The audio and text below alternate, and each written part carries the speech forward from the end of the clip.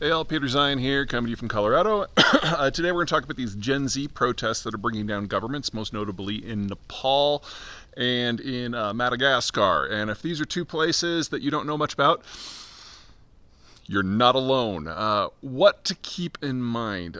Young people protest. Young people bring down governments. That's just part of the math. They have less of a stake in the system, they have less experience, and they don't see the cost to them as a society, and certainly not personally. Now, once you have kids, once you have a mortgage, once you have something to lose, then you have more of a vested interest in, say, reforming the system rather than overthrowing it. And so when you look at youth protests, you have to make sure that there is a youth to protest. So if you dial back to, say, the 1970s and the 1980s, the most active student protest movements in the world were in, say, South Korea, where there was a large chunk of the population that was under age 30. If you look around the world today, there aren't a lot of those places left. As you industrialize, as you urbanize, birth rates drop. And so here in the United States, we're now below replacement levels.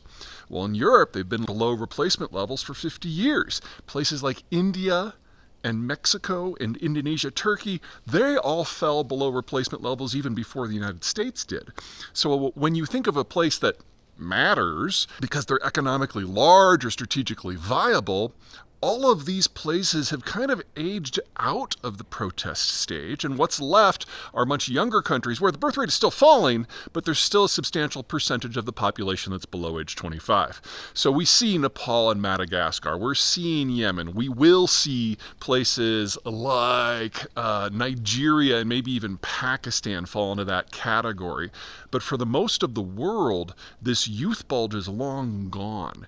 And so the places where you can or might see youth protests actually changing government structure, they're becoming fewer and fewer and fewer, and places that are less and less important to the wider world.